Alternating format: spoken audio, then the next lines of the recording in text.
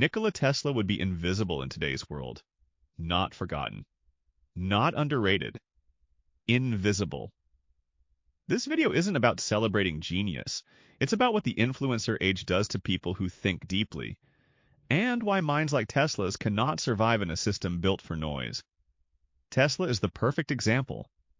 Not because he was brilliant, but because of how his mind worked, how he approached attention, how he related to visibility, and that relationship would destroy him today. The core problem: depth doesn't scale. Tesla hated self-promotion. This isn't speculation. He actively avoided it. He refused to market himself. He believed his work would speak for itself. He thought truth would eventually rise to the surface. That belief is fatal in the modern attention economy. Today, if you're not visible, you don't exist. If you don't post, you're forgotten. If you don't simplify your ideas into digestible content, you're ignored. Tesla wouldn't simplify. He couldn't. His mind operated in complexity, in systems, in ideas that required years of thought to fully grasp. The algorithm doesn't reward years of thought. It rewards seconds of attention. Tesla would open Instagram and see influencers explaining quantum physics in 15-second clips.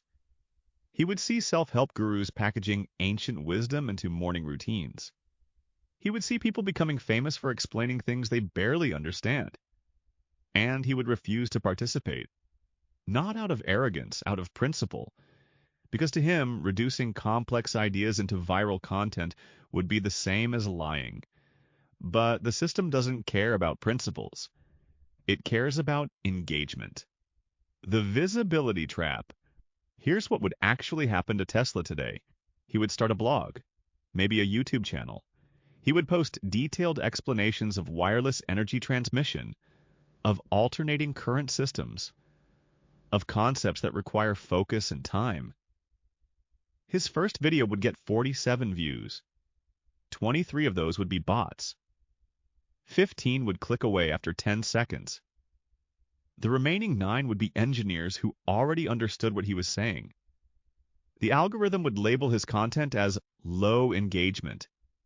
It would stop showing it to people. His channel would flatline. Meanwhile, someone else would post a 3-minute video titled "Tesla's Secret the Government Doesn't Want You to Know," with dramatic music and stock footage. That video would get 2 million views. Tesla would watch this happen. He would see his life's work reduced to clickbait, his ideas stripped of nuance, his inventions turned into conspiracy theories, and he would go silent. Not because he couldn't compete, because competing would require him to become something he wasn't. The modern parallel. This isn't just about Tesla. This is happening right now. How many brilliant researchers are ignored because they don't have a personal brand? How many deep thinkers are invisible because they can't perform for the camera? How many important ideas die in obscurity because they aren't entertaining enough? The modern internet rewards a specific type of person. Charismatic, fast-talking, confident, willing to oversimplify, comfortable with self-promotion. Tesla was none of these things. He was awkward in public. He spoke slowly. He second-guessed himself. He hated being the center of attention. These traits don't disappear when someone is brilliant. They're often connected to why someone is brilliant. The same mind that can see complex patterns often struggles with simple social performance. Social media punishes this. It punishes hesitation.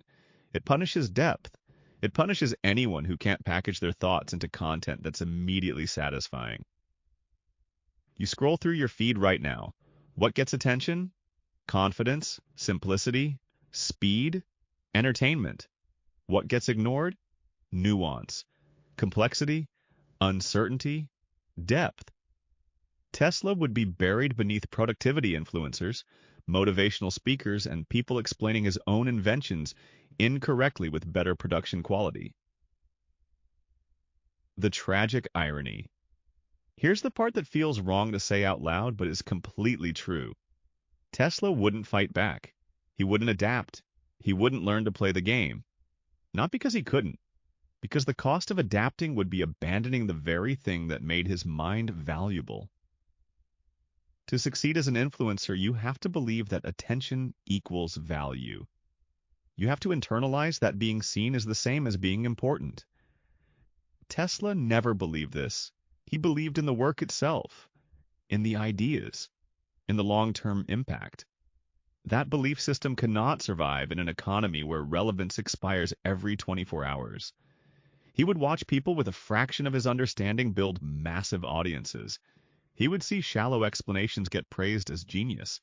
He would witness the crowd rewarding performance over substance, and he would withdraw, not in anger, in exhaustion, because fighting for attention when you don't believe attention matters is psychologically impossible.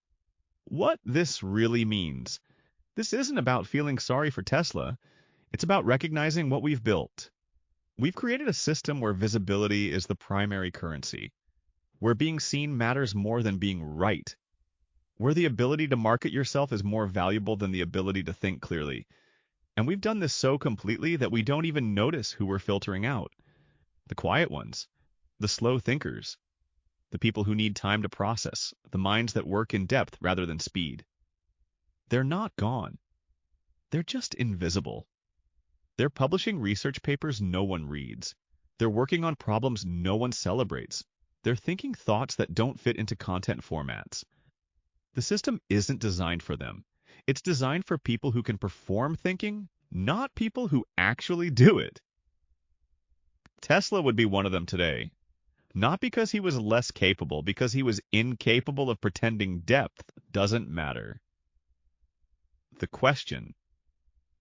So here's what I want you to think about. Would Nikola Tesla still change the world today? Or would he be drowned out by people who are better at being seen? Does this world still have space for minds like his? Or only for those who've learned to play the algorithm? I don't know the answer, but I know we should be uncomfortable that we have to ask.